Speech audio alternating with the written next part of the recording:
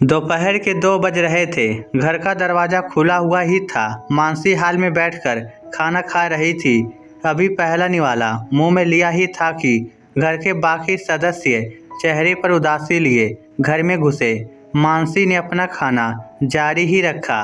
मानसी को इस तरह खाना खाते देख सासू माँ ने ताना कसा, यहाँ तो हम सबका खाना छूट गया है और इसे देखो, आराम से बैठकर खाना खा रही है। यही होते हैं बहुओं के लक्षण।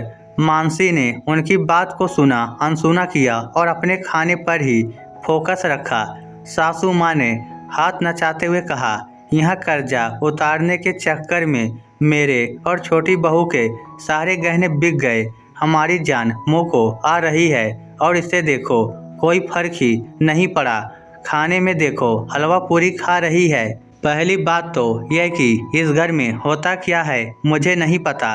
दूसरी बात, मेरी इच्छा मुझे क्या खाना है। और रही बात आपके गहने बिकने की, तो मैं क्या कर सकती हूँ। ये तो आप लोगों के कर्म थे जो लौट कर आए हैं। मानसी के इतना कहते ही सासू माँ कुछ कहना तो चाहती थी, लेकिन राजीव ने इशारा कर चुप करा दिया।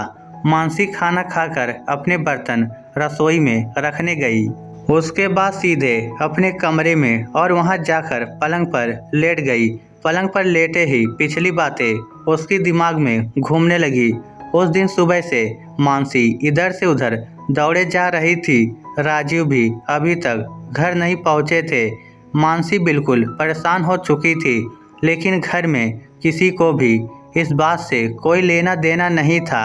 आखिर देवर ने सासू माँ की तरफ इशारा किया तो सासू माँ ने बेरुखी से कहा, हमने तो पहले ही कहा था फालतू के कर्ज लेने की जरूरत नहीं है, पर सुनता कौन है। रख दिए अपने गहने गिरवी, अब परेशान हो रहे हैं। बड़ों की बात नहीं सुनेंगे तो ऐसा ही होगा। एक बार तो मानसी के मन में आया कि जवाब दे दूं कि अगर आप साथ देती तो शायद ये नौबत नहीं आती, पर फिर चुप रह गई। एक तो वैसे भी दिमाग खराब हो रहा था और राजीव घर पर भी नहीं आए थे। ऊपर से घर में बैठे लोग साथ देने की जगह पर छींटाकांसी कर रहे थे। खैर, मानसी ने ध्यान ही नहीं दिया। अभी भी उसकी नजरें दरवाजे की तरफ ही लगी हुई थी। उसे इसी तरह छोड़ सबने शांतिपूर्वक अपना खाना खत्म किया और अपने अपने कमरे में जाकर आराम करने लगे। थोड़ी देर बाद राजीव घर में आता हुआ दिखा, तब जाकर मानसी की जान में जान आई। राजीव के घर में आते ही वह सीधा राजीव के पास जाकर बोली, क्या हुआ राजीव, पैसों का बंदोबस्त हो पाया। मानसी का सवाल सुनकर राजीव बिल्कुल चुप रह गया। उसकी चुप्पी देखकर मानसी को एहसास हो गया कि पैसों का बंदोबस्त नहीं हो पाया है, पर राजीव भी सुबह से भूखा प्यासा है। यह सोचकर मानसी ने उससे कहा, कोई बात नहीं, पहले खाना खा लो, फिर सोचते हैं कि क्या करना है। मैं पैसों का बंदोबस्त नहीं कर पाया, राजीव ने उदासी से कहा। एक बार को तो मानसी की आंखों में भी आंसू आ गए, पर फिर हिम्मत करके बोली, हम दोनों मिलकर इस समस्या का भी कोई न कोई निदान कर लेंगे। तुम फिक्र मत करो, पहले खाना खा लो। कहकर मानसी रसोई में जाकर राजीव के लिए खाना लगाने लगी।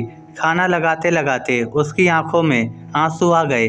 कितने प्यार से पापा ने वह गहने उसकी शादी में दिए थे। कुछ गहने तो मम्मी के थे जो उन्होंने खुशी खुशी अपनी बेटी को दे दिए थे। एक एक गहने से उसकी यादें जुड़ी हुई थी, पर पिछले साल राजीव के बिजनेस में घाटा पड़ जाने के कारण गहने गिरवी रख दिए थे, इस उम्मीद के साथ कि बिजनेस चल निकलेगा, पर ऐसा कुछ नहीं हुआ। उल्टा वह पैसे भी डूब गए, क्योंकि उसी बीच ननद संगीता की शादी पक्की हो गई और जो पैसे बिजनेस में लगने थे वो उसकी शादी में खर्च हो गए। एक दो बार राजीव ने मना भी किया तो सासू माँ ने अच्छा खासा हंगामा खड़ा कर दिया। थक हार कर राजीव को वह पैसे शादी में देने ही पड़े। अब नौबत यह थी कि ब्याज देने के पैसे तक नहीं थे। बैंक से 2 बार वार्निंग कॉल भी आ चुका था।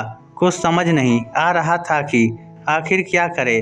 सासू माँ और देवर से मदद भी मांगी पर उन्होंने साफ मना कर दिया, ये कहकर कि हमसे पूछकर कर्जा लिया था क्या, जबकि उन लोगों का काम भी अच्छा चल रहा था। खैर खाना लगाकर मानसी राजीव की थाली बाहर लेकर आई तो राजीव हॉल में नहीं था। दूसरे कमरे में से कुछ आवाज़ें आ रही थी। थाली वहीं टेबल पर रख उस कमरे की तरफ बढ़ी पर वहां हो रही बातचीत सुनकर उसके पैर वहीं ठिठक गए। सासू माँ, पति और देवर की बातें सुनकर ऐसा लगा कि किसी ने पैरों को जंजीरों से बांध दिया है। कहाँ घूम रहा था इतनी देर तक राजीव? कुछ नहीं माँ, बस आज अपनी पसंद की मूवी देखने गया था पर पता नहीं क्यों मानसी के लिए थोड़ा बुरा लग रहा है। अब हम क्या कर सकते हैं? अपने पापा के इलाज के लिए अपनी एफडी दे दी पर ननद की शादी के लिए पैसे ना निकले। क्या हुआ? उसके पापा तो मर गए और पैसे भी डूब गए। हाँ, अगर भाई के बिजनेस के घाटे का बहाना ना किया होता तो भाभी गहने भी ना देती। हाँ, एक पत्नी अपने पति के लिए कुछ भी करने को तैयार रहती है। उसे तो लग रहा है कि गहने गिरवी रखे हैं, पर उस बेचारी को क्या पता कि उसके गहने तो कब के बिक चुके। अगर एफडी ननद की शादी के लिए दे देती तो गहने तो कम से कम रह जाते। मानसी ने अचानक कमरे का दरवाज़ा खोल दिया।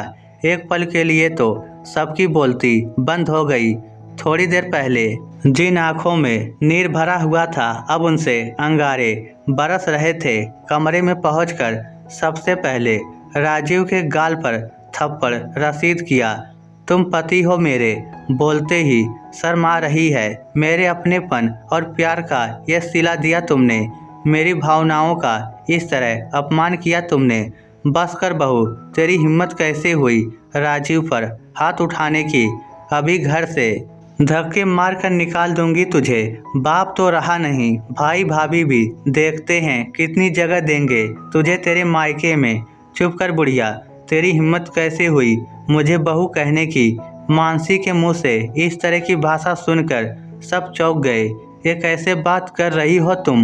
मम्मी से सास हैं वह तुम्हारी, भाड़ में गया मान सम्मान। और तुम्हें क्या लगता है मैं मायके जाकर बैठूंगी?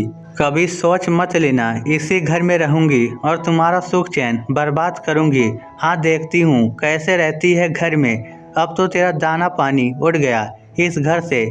सोचना भी मत, क्योंकि जो तुम लोगों ने काम किया है ना उसे फ्रॉड कहा जाता है। और अगर मैंने कानूनी एक्शन लिया ना तो मैं उसको साबित भी करके दिखा दूंगी, क्योंकि आपने किसी बैंक से लोन नहीं लिया है तो आपके पास ऐसा कोई पेपर्स भी नहीं है। पढ़ी लिखी हूँ, कानूनी दांव पेच मुझे भी खेलने आते हैं।